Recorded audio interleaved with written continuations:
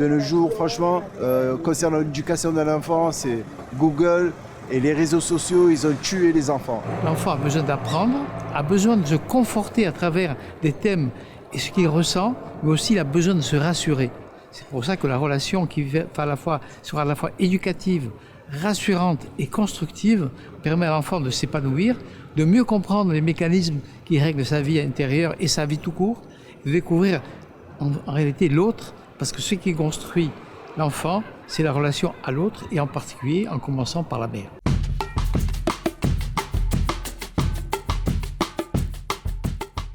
La première personne, entre autres, va aborder les médias et les écrans, en partant du constat qu'aujourd'hui les enfants seraient plus sujets aux médias. Ce dont je parle dans le papier, c'est que le développement de l'enfant est affecté par les écrans.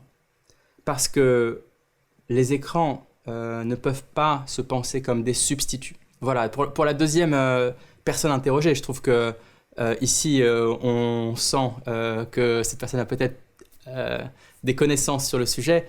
Je pense que son discours rejoint de manière assez proche le papier en mettant en exergue l'importance de l'interaction pour construire un environnement dans lequel l'enfant peut explorer et se développer.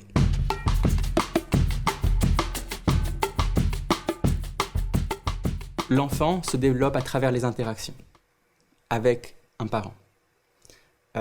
Et ces interactions-là permettent à l'enfant de se percevoir. Et en créant cette perception de lui-même, l'enfant devient demandeur d'interaction. Dans l'interaction, l'enfant construit une addiction. Mais quelle addiction et à quoi? Une addiction à l'apprentissage dans l'interaction. Et c'est ça le mécanisme mathématique qui est au cœur du modèle et qui va créer cette espèce de relation symbiotique entre parents et enfants, où l'enfant va avoir une volonté de plus en plus grande à apprendre, à mesure qu'il construit, ce qu'on pourrait appeler en suivant Becker addiction, en suivant des psychologues du développement attachement à la relation.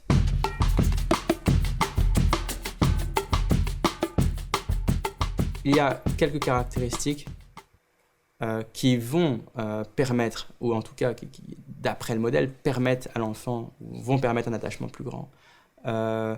L'éducation des parents, c'est-à-dire que la capacité à pouvoir comprendre les interactions.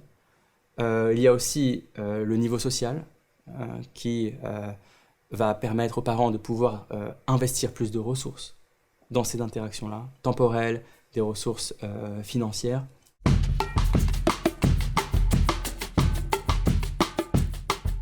L'un des résultats de ce travail de recherche est de montrer que l'usage des écrans dépend du milieu social.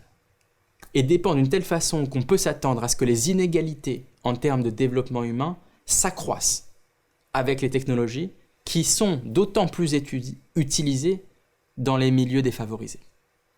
Il y a la question du coût d'opportunité du temps qui peut jouer un rôle d'autant plus important.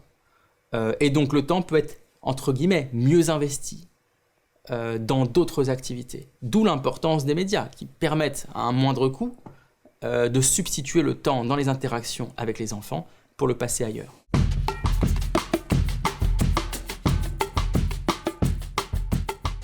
Au départ, j'ai voulu comprendre comment est-ce qu'on transmettait l'identité. J'étais en thèse encore, au début de ce projet. J'étudiais l'évolution de la culture, l'évolution de la religion.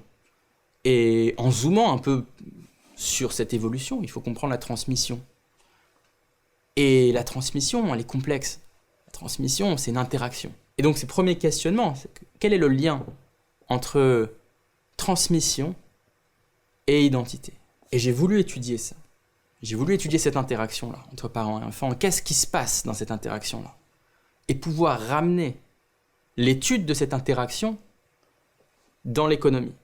Non seulement pour que ça puisse être utile dans ma propre recherche sur l'évolution culturelle, mais que ça puisse être utile de manière beaucoup plus large à la communauté scientifique en économie, qui puisse incorporer ces outils, qui puisse incorporer l'étude de l'interaction dans d'autres problématiques que celles que j'ai étudiées.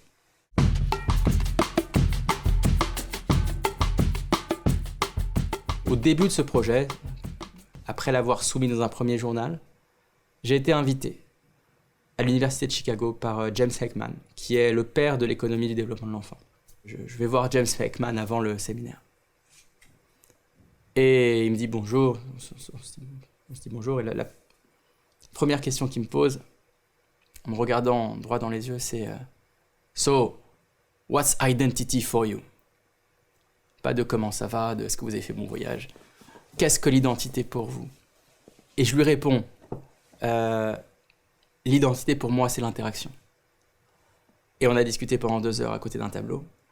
Et ça a été c'était une bifurcation dans cette recherche, parce que cette rencontre-là, elle a vraiment ensuite influencé ma manière de penser. Elle a influencé aussi la construction de ce document scientifique, dans sa portée et dans le public qu'elle touche.